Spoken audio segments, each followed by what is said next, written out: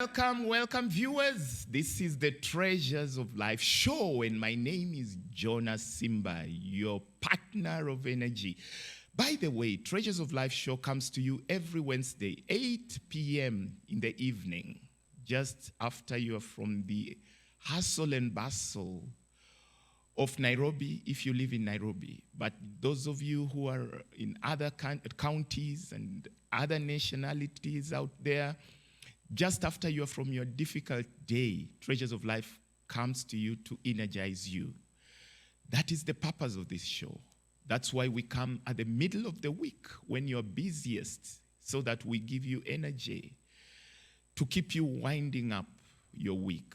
Yeah? Issues of emotions are very real. My name is Jonas Simba, and my sign language interpreter is Gideon Minor.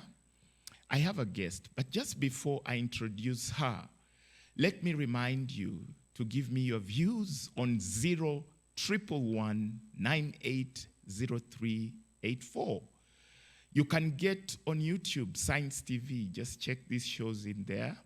You know, get to YouTube, go to playlists. Yeah, I like the way you follow my shows nowadays. Keep it up. Keep it up. And follow me on my TikTok also, Blind Jonas Simba. You can follow me on Facebook also. Send me a friend's request or something. Yeah, we need to work together. Yeah, what were Liverpool, you know, already talking to me. Liverpool, never walk alone. We are with Marianne Cassina. Marianne Cassina, how are you? I'm good. Marianne Cassina is from Kayole Social Justice Center. Am I right? Yes. And you're a Gen Z? Yes. Okay. Karibu sana. But I'm a Gen Z at heart. Uh-huh. Personally, I'm millennial. Oh, you're millennial, Yeah. but you're a Gen Z at heart. Yes. Okay.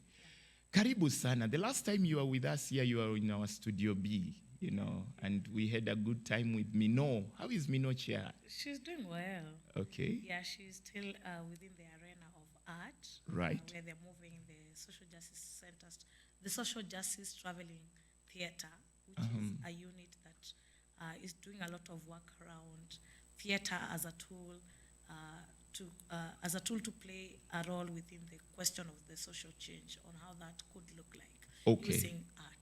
Using art. Do you know Brian? Yes. Brian has been with us here on many shows. Yeah. Yeah, say hi to him when you leave this place. They're all my comrades, and I will definitely say hi. Do you know one Wanjira? Yeah. She's very vocal. Is she part of you? Yeah, we all work together. We are comrades of one another. She's she's with the Brian's group, Madare? She's from Madare, Brian from Githurai, Mino from Mukuru, and I come from Kayole. Oh, yeah. Wow. There is one Orengo. Where is Orengo from? Orengo from Madare. Oh, he's also from Madare. Yeah. Habib, is it Habib or? Kariobangi. Habib is from Kariobangi. Yeah. You Habib see, I know is you now people. contesting for the by-election within Kariobangi. Okay. And we're wishing Habib all the best. He wants to be MP? Yeah. Or MCA? He's one of going, those. the by-election that are happening in Kariobangi. Oh, the by-elections. Yeah. Oh, it's an MP position. Wow. Yeah. We wish him well. Sure. And you know, all you guys are not so far from that Gen Z age. No, the rest are Gen Zs, just me and maybe a little bit of Habib and Orengo. And Mino. Mino is Gen Z. Oh, how come she's so tough? you know, the last time I was with But Mino, we're just she was having a very difference tough. of 2 years. That's why I transited Or is she to your be millennial. administrator? That's why she's tough like that. She's the team leader of the social justice traveling theater. Okay, so she has to be that. She's tough. not tough. It's just naturally you just born like you already that resilient. And, okay. You know. You guys are doing so much amongst the youth. I want you to have a chat with me today. Yeah. The reason why I brought you into this show is because I've sensed some despair. Or am I wrong? I've sensed some despair amongst young people. Okay. And, you know, they say despair is for the old. Maybe you've finished you're in your old age. And probably you look back and you feel like you've lost so much That's why you start despairing. But we are seeing despair amongst young people now. Am I right? There is that sense of despairness. That's why we are titling this show "Dealing with Despair," but from a very unique perspective. We want to deal with it from a layman's angle. We are not talking as professionals, Marianne. Yeah. We are talking as people on the ground, dealing with us, dealing with young people. Yeah. Why the despair, Marianne? Why do you think there is despair amongst young people? I'm part of those young people, and I can attest for sure there's a sense of despair of what you're saying, and the sense of despair, it's coming along with the aspect and the reality of how conditions are.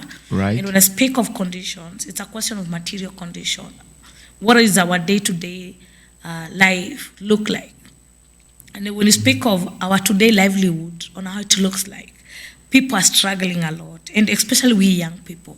We are those young people that went to the street because we were demanding accountability, we were demanding the sense of inclusion of young people within the political spectrum. Right. We are the young people who are going to the street because we are the victims of unemployment question. Okay. We are victims of young people that cannot be able to pay for their basic needs, bills, cannot pay, cannot afford housing, cannot afford a three meal. Okay. Are not able to be able to sustain or to pay bills around their education question. But let me ask you, because this show is a motivational show, we are not inclined on politics on this show. We are more inclined on the emotions. And that's why my question may be so geared towards the soul, the emotions of the young person. Yeah. I want you to tell me, in your own understanding, what do you think, how does despair look like? What makes you say this person is despairing? Is there something, that can make you feel, when you look at a person, how do you identify a despairing person? It's because you can just see, and it's something you can see, or sometimes we might not see, but a sense of despairness is something that you can feel. It's because it's a spiritual question. Okay. It is also a sense of, it's a practical question where you can see most of young people are battling with essence of mental health. You can see frustrations in their faces because as young people must be given the right to be able to think. And we are, as young, and as a human being, you have dreams. When you were growing, we dreamt of wanting to live a life with dignity, dreaming of a life that as a young person, and when you move towards adulthood, you're able to be to pay your bills. The reason why I'm asking this, Marianne, is that there was a time when the youth of this country looked like they're full of anger. They looked like they were full of anger. Remember 2024? Yeah. There was so much that was happening. And right now in Tanzania, so much happening. And if you look at Uganda, we are looking at the youth around. Was that a sign of despair? And now consider what's happening. After this push, we tend to see some things here. Is it frustration? Suddenly some of them have gone quiet. They have gone into indulgences. What is your opinion, Marianne? For me, or in regards to what you're asking, what you're trying to say happening within the question of young people uprising, right, both within the Kenyan context last year, 25th June, and what we're seeing right now happening in Tanzania, and expecting also to see it in Uganda, Madagascar, everywhere. We've seen in Madagascar, we've seen in the uprising, and when you're looking at the uprising who are at the forefront are young people. And young people cannot do the action of uprising out of despair moment, but it's out of frustration question. Okay. Because we understand in all the political times, when it comes even to the matters of going even to voting moments, majority are always young people. And even within the context of a nation, majority are young people. Even in the context of family. Yeah, majority are young people. Right. But now the young people themselves have walked enough of frustrations that they're at a moment of where they feel something differently has to be done. Right. That we're feeling enough is enough. We're just tired of all those promises. We are tired of being told that and of course, young people, show, young people are leaders of tomorrow. Yeah. In all different leadership is a question even at a family level, you know, where young people are tired of, and now they want to reclaim the context of their voices and their power. You know, regardless of even not just political question, but even within their little lived spaces. Okay, let's talk about the language diet amongst the young people. Yeah. We are seeing some kind of change in terms of the way the youth are communicating. Nowadays, I hear things like Sheng Beteng. But then, you know Sheng Beteng? I learned it from your colleagues. It came from my community. But then someone mentioned to me that in a lot of the language of the young people right now, there is cursing words. There are words that are bent more towards vulgar language more. That seems to be what is rich in the language diet.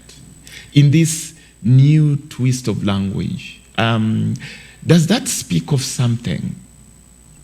I don't think young people are vulgar. I think young people adjust to their sense of their reality of they have to speak a language of what connects them to the immediate situation and their reality. Okay. That you have to call a spade a spade. We cannot hide behind the curtains. And that's why people are not ready to accommodate young people who now, in the 21st century, have shown to be young people they can be. But isn't that rebellion?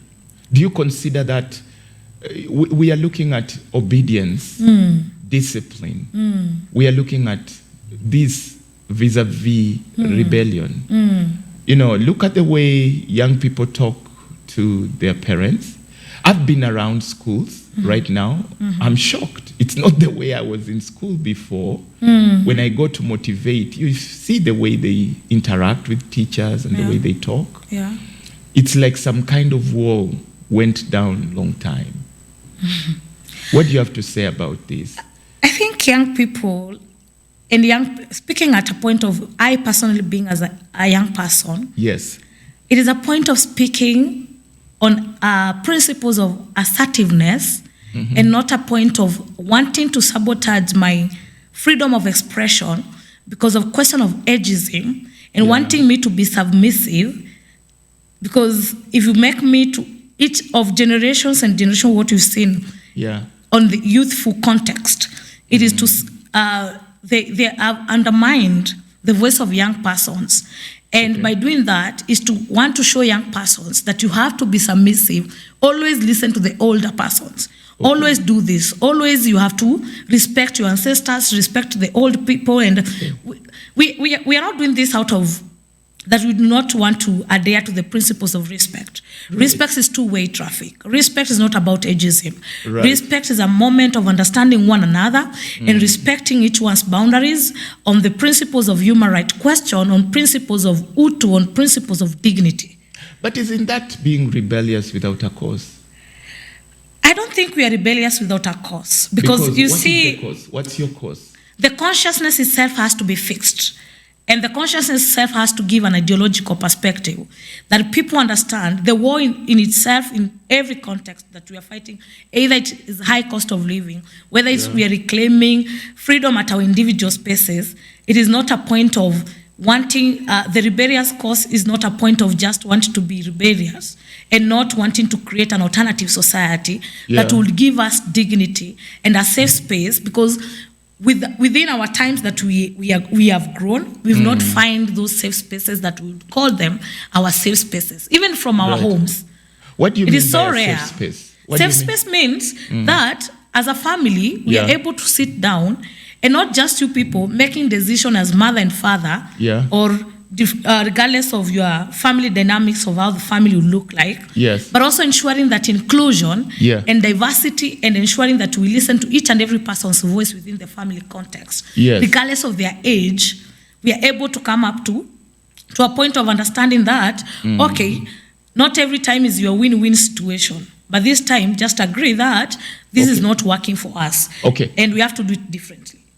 Okay, so not all the time is a win-win situation. So you are going for a situation where it's like a win-lose situation, where the parent and the one in leadership should agree to lose against the youth. And there's a moment of collaboration. There's a moment where you also have to be like, okay, for this time, because of, it depends on the context and the situation. But when it comes to order of a family, the order of a nation, don't you think that should be a do or die thing rather than a win-win situation? Have you heard of words like benevolent dictators? Have you heard of words like a father who is not very assertive, the family goes rogue? Aren't you for order? And maybe let me ask you this, for the sake of many young people that are watching, what is your description of discipline and order?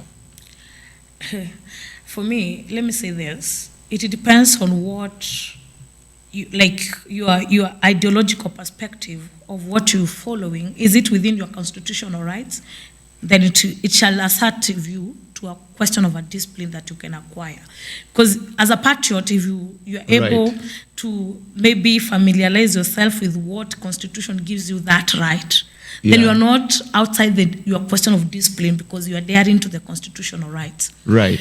If you Pan-Africanist, like for me, I'm a whole Pan-African human being. Okay. So with the principles of Pan-Africanism, I know what it means to that. I have to give Tanzania solidarity. I have to give Uganda solidarity. Okay. Their pain of the Ugandan persons, Sudan youth and Congo youth, it is my pain.